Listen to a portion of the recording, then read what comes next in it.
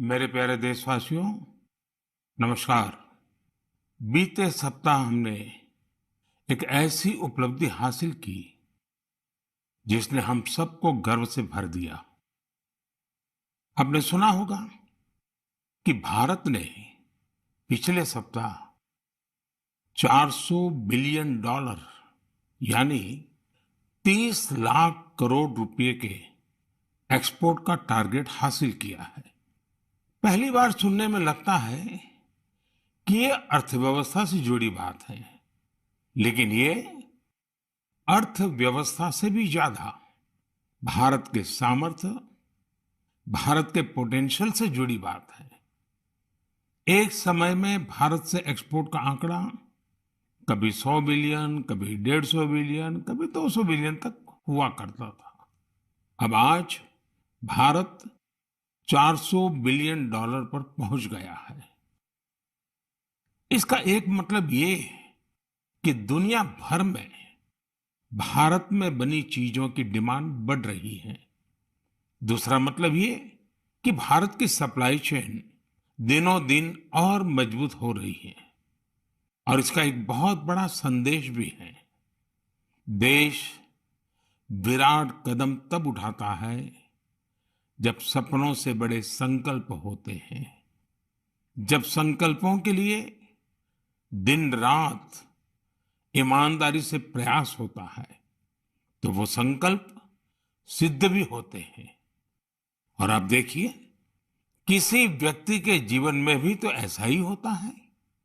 जब किसी के संकल्प, उसके प्रयास, उसके सपनों से भी बड़े हो जाते हैं, तो सफलता उसके पास खुद चल करके आती है।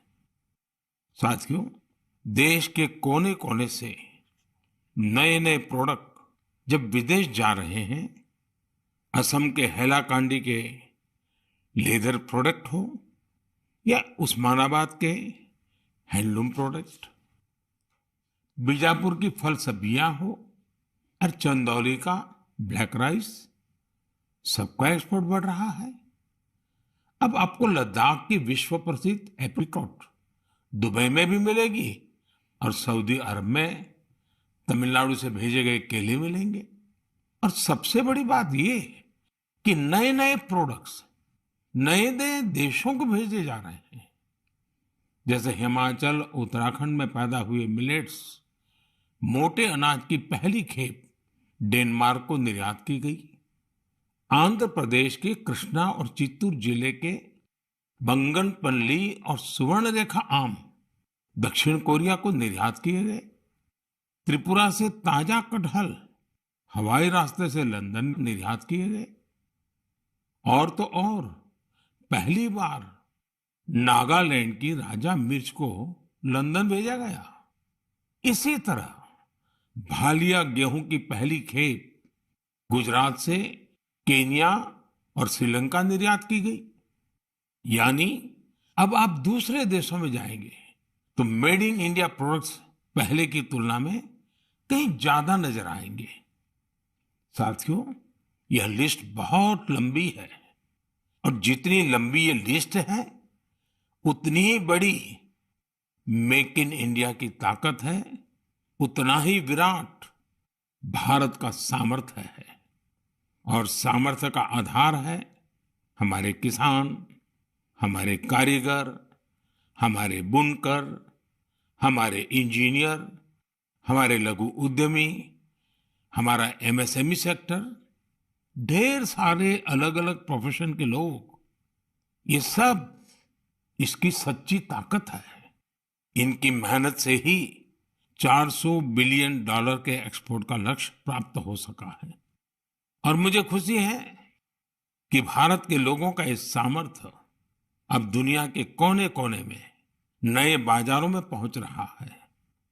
जब एक एक भारतवासी लोकल के लिए वोकल होता है, तब लोकल को ग्लोबल होते देर नहीं लगती है। आइए लोकल को ग्लोबल बनाएं और हमारे उत्पादों की प्रतिष्ठा को और बढ़ाएं। साथियों, मन की बात के श्रोताओं को ये जानकर भी अच्छा लगेगा कि घरेलू स्तर पर भी हमारे लघु उद्यमियों की सफलता हमें गर्व से भरने वाली है। आज हमारे लघु उद्यमी सरकारी खरीद में गवर्नमेंट ई मार्केट प्लेस यानी जेम के माध्यम से बड़ी भागीदारी निभा रहे हैं। टेक्नोलॉजी के माध्यम से बहुत ही ट्रांसपेरेंट व्यवस्था विकसित की गई है। पिछले एक साल में जेम पोर्टल के जरिए सरकार ने 1 लाख करोड़ रुपए से ज्यादा की चीजें खरीदी है।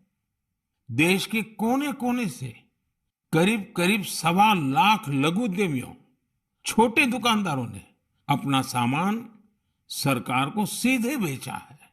एक जमाना था जब बड़ी कंपनियां ही सरकार को सामान बेच पाती थी, लेकिन अब देश बदल रहा है, पुरानी व्यवस्थाएं भी बदल रही है। अब छोटे से छोटा दुकानदार भी जेम पोर्टल पर सरकार को अपना सामान बेच सकता है। यही तो नया भारत है। ये न केवल बड़े सपने देखता है, बल्कि उस लक्ष्य तक पहुंचने का साहस भी दिखाता है जहां पहले कोई नहीं पहुंचा है। इसी साहस के दम पर हम सभी भारतीय मिलकर आत्मनिर्भर भारत का सपना भी जरूर पूरा करेंगे। मेरे प्यारे देशवासियों, हाल ही में हुए पद्म सम्मान समारोह में आपने बाबा शिवानंद जी को जरूर देखा होगा। 126 साल के बुजुर्ग की फुर्ती देखकर मेरी तरह हर कोई हैरान हो गया होगा। और मैंने देखा, पलक झपकते ही वो नंदी मुद्रा में प्रणाम करने लगे। मैंने भी बाबा शिवानंद जी को झुककर बार बार प्रणाम किया। 126 वर्ष की आयु और बाबा शिवानंद की फिटनेस दोनों आज देश में चर्चा का विषय है। मैंने सोशल मीडिया पर कई लोगों का कमेंट देखा कि बाबा शिवानंद अपनी उम्र से 4 गुना कम आयु से भी ज्यादा फिट है। वाकई बाबा शिवानंद का जीवन हम सभी को प्रेरित करने वाला है। मैं उनकी दीर्घ आयु की कामना करता हूं। उनमें योग के प्रति एक पैशन है और वे बहुत हेल्दी लाइफस्टाइल जीते हैं। जीवेम शरदः शतम। हमारी संस्कृति में सबको 100 वर्ष के स्वस्थ जीवन की शुभकामनाएं दी जाती हैं। हम 7 अप्रैल को विश्व स्वास्थ्य दिवस मनाएंगे। आज पूरे विश्व में हेल्थ को लेकर भारतीय चिंतन, चाहे वो योग हो या आयुर्वेद, इसके प्रति रुझान बढ़ता जा रहा है। अभी आपने देखा होगा कि पिछले ही सप्ताह कतर में एक योग कार्यक्रम का आयोजन किया गया। इसमें 114 देशों के नागरिकों ने हिस्सा लेकर एक नया वर्ल्ड रिकॉर्ड बना दिया। इसी तरह से आयुष इंडस्ट्री का बाजार भी लगातार बड़ा हो रहा है। 6 साल पहले आयुर्वेद से जुड़ी दवाइयों का बाजार 22,000 करोड़ रुपए के आसपास का था। आज आयुष मैन्युफैक्चरिंग इंडस्ट्री 1,40,000 करोड़ रुपए के आसपास पहुंच रही है। यानी इस क्षेत्र में संभावनाएं लगातार बढ़ रही हैं। स्टार्टअप वर्ल्ड में भी आयुष आकर्षण का विषय बनता जा रहा है। साथियों, हेल्थ सेक्टर के दूसरे स्टार्टअप्स पर तो मैं पहले भी कई बार बात कर चुका हूं, लेकिन इस बार आयुष स्टार्टअप्स पर आपसे विशेष तौर पर बात करूंगा। एक स्टार्टअप है कपिवा। इसके नाम में ही इसका मतलब छिपा है। इसमें क का मतलब है कफ, पी का मतलब है पित्त और वा का मतलब है वात।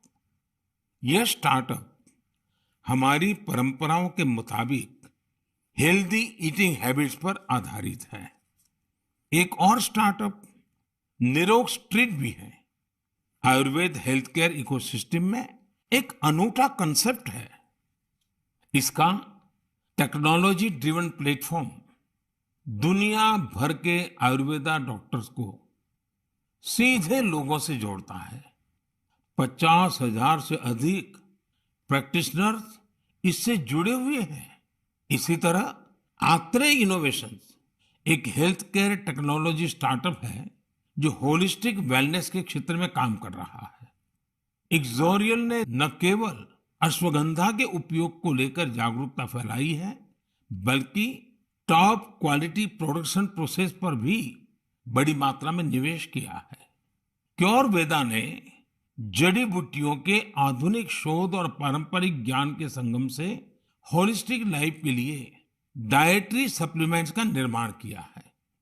साथियों, अभी तो मैंने कुछ ही नाम गिनाए हैं, ये लिस्ट बहुत लंबी है। ये भारत के युवा उद्यमियों और भारत में बन रही नई संभावनाओं का प्रतीक है। मेरा हेल्थ सेक्टर के स्टार्टअप्स और विशेषकर आयुष स्टार्टअप से एक आग्रह भी है।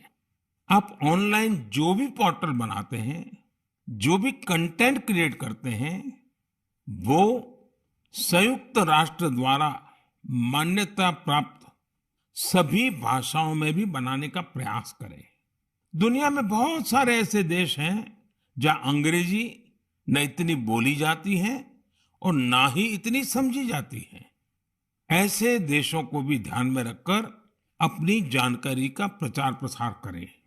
मुझे विश्वास है भारत के आयुष स्टार्टअप्स बेहतर क्वालिटी के प्रोडक्ट्स के साथ जल्द ही दुनिया भर में छा जाएंगे। साथियों, स्वास्थ्य का सीधा संबंध स्वच्छता से भी जुड़ा है।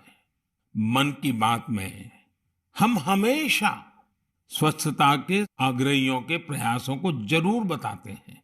ऐसे ही एक स्वच्छाग्रही हैं चंद्रकिशोर पाटिल जी।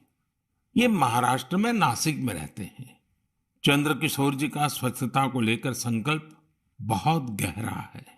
वो गोदावरी नदी के पास खड़े रहते हैं और लोगों को लगातार नदी में कूड़ा कचरा न फेंकने के लिए प्रेरित करते हैं।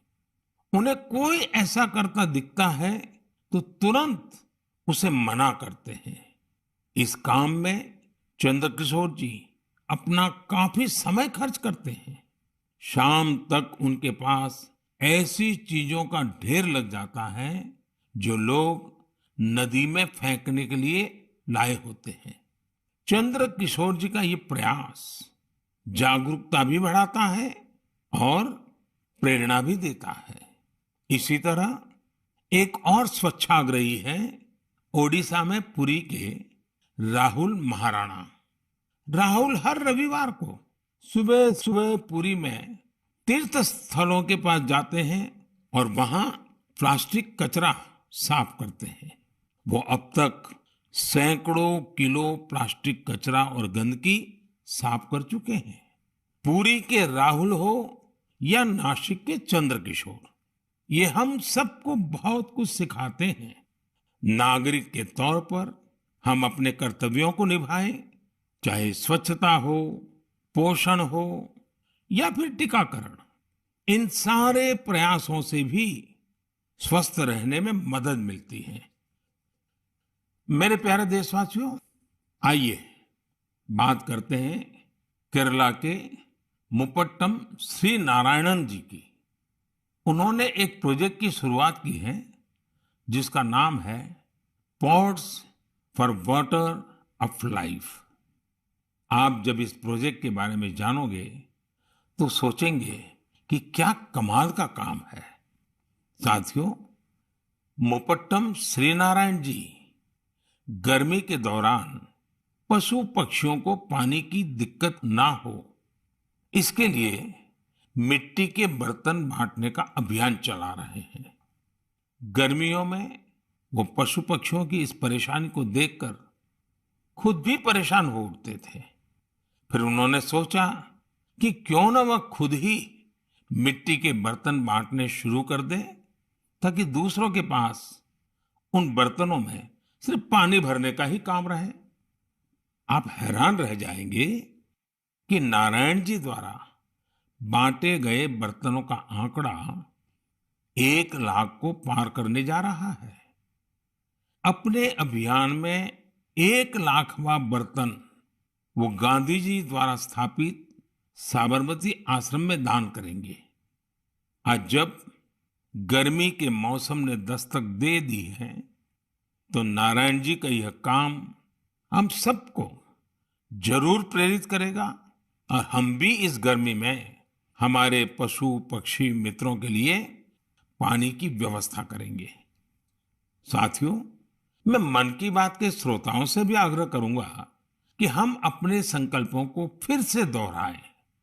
पानी की एक एक बूंद बचाने के लिए हम जो भी कुछ कर सकते हैं वो हमें जरूर करना चाहिए। इसके अलावा पानी की रिसाइकलिंग पर भी हमें उतना ही जोर देते रहना है। घर में इस्तेमाल किया हो जो पानी गमलों में काम आ सकता है, गार्डनिंग में काम आ सकता है, वो जरूर दोबारा इस्तेमाल किया जाना चाहिए। थोड़े से प्रयास से आप अपने घर में ऐसी व्यवस्थाएं बना सकते हैं। रहीमदास जी सदियों पहले कुछ मकसद से ही कहकर गए हैं कि रहमन पानी राखिए, बिन पानी सब सून। और पानी बचाने के इस काम में मुझे बच्चों से बहुत उम्मीद है। स्वच्छता को जैसे हमारे बच्चों ने आंदोलन बनाया, वैसे ही वो वाटर वॉरियर बनकर पानी बचाने में मदद कर सकते हैं। साथियों, हमारे देश में जल संरक्षण, जल स्रोतों की सुरक्षा सदियों से समाज के स्वभाव का हिस्सा रहा है। मुझे खुशी है कि देश में बहुत से लोगों ने वाटर कंजर्वेशन को लाइफ मिशन ही बना दिया है।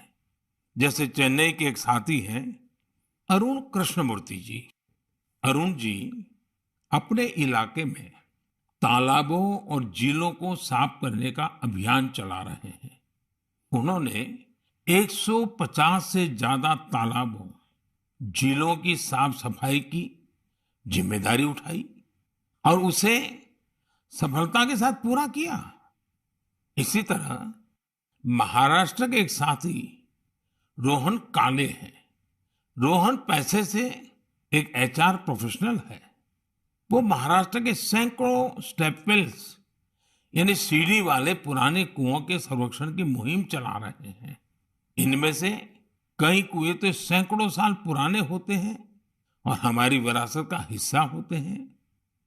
सिकंदराबाद में बंसीलाल पेट कुआं एक ऐसा ही स्टेप वेल है। बरसों की उपेक्षा के कारण ये स्टेप वेल मिट्टी और कचरे से ढंक गया था, लेकिन अब वहां इस स्टेप वेल को पुनर्जीवित करने का अभियान जन भागीदारी से शुरू हुआ है। साथियों, मैं तो उस राज्य से आता हूं जहां पानी की हमेशा बहुत कमी रही है। गुजरात में इन स्टेप वेल्स को बाव कहते हैं। गुजरात जैसे राज्य में बाव की बड़ी भूमिका रही है। इन कुओं या बावड़ियों के संरक्षण के लिए जल मंदिर योजना ने बहुत बड़ी भूमिका निभाई। पूरे गुजरात में अनेकों बावड़ियों को पुनर्जीवित किया गया। इससे इन इलाकों में वाटर लेवल को बढ़ाने में भी काफी मदद मिली। ऐसे ही अभियान आप भी स्थानीय स्तर पर चला सकते हैं। चेकडैम बनाने हो, रेन वाटर हार्वेस्टिंग हो, इसमें इंडिविजुअल प्रयास भी अहम है और कलेक्टिव एफर्ट्स भी जरूरी है। जैसे आजादी के अमृत महोत्सव में हमारे देश के हर जिले में कम से कम 75 अमृत सरोवर बनाए जा सकते हैं। कुछ पुराने सरोवरों को सुधारा जा सकता है, कुछ नए सरोवर बनाए जा सकते हैं। मुझे विश्वास है आप इस दिशा में कुछ न कुछ प्रयास जरूर करेंगे। मेरे प्यारे देशवासियों, मन की बात उसकी एक खूबसूरती ये भी है कि मुझे आपके संदेश बहुत सी भाषाओं, बहुत सी बोलियों में मिलते हैं। कई लोग माई गॉव पर ऑडियो मैसेज भी भेजते हैं। भारत की संस्कृति, हमारी भाषाओं, हमारी बोलियां, हमारे रहन सहन, खान पान का विस्तार, ये सारी विविधताएं हमारी बहुत बड़ी ताकत है।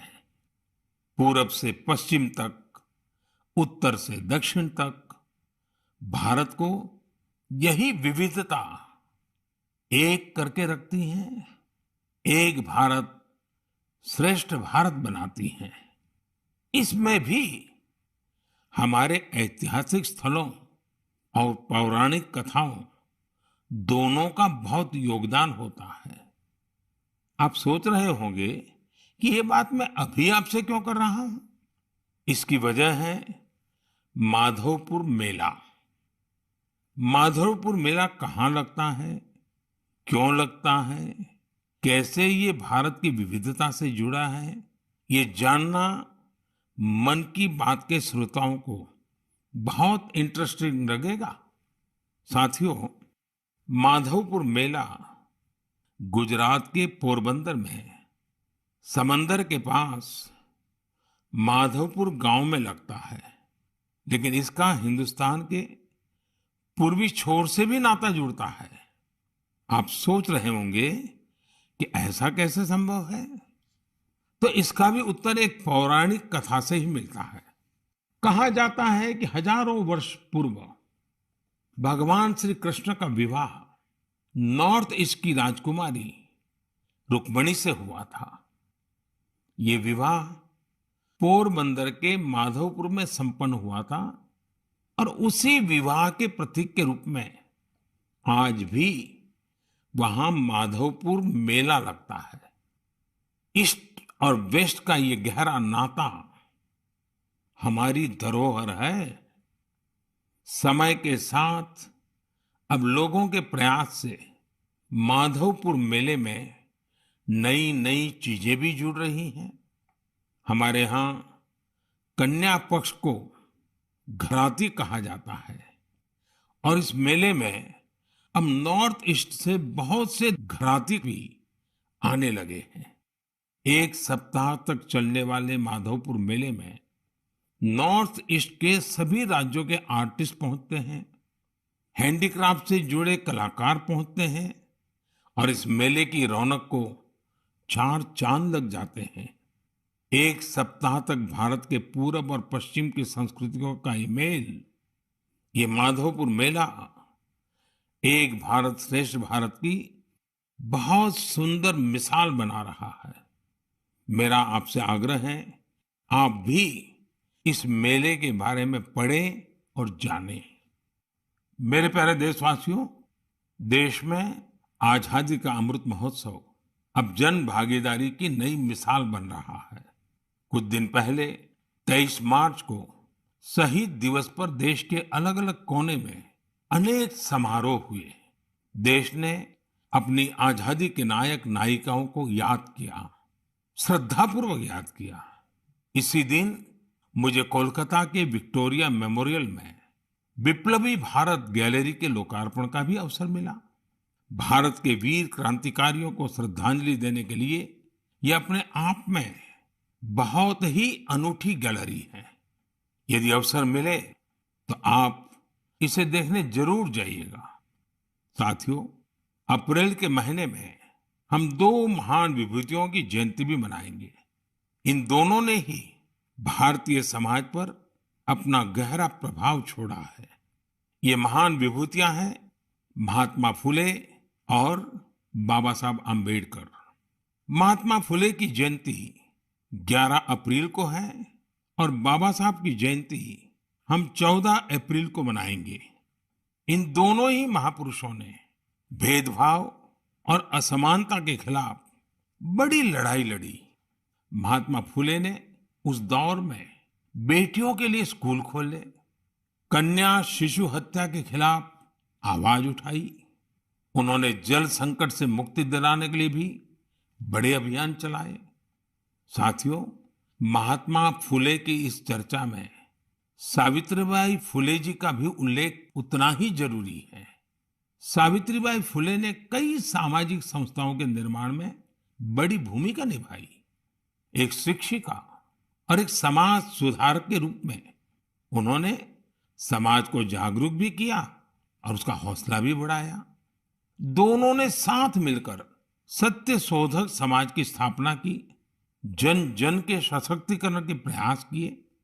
हमें बाबा साहब आम्बेडकर के कार्यों में भी महात्मा फुले के प्रभाव साफ दिखाई देते हैं। वो कहते भी थे कि किसी भी समाज के विकास का आकलन उस समाज में महिलाओं की स्थिति को देखकर किया जा सकता है।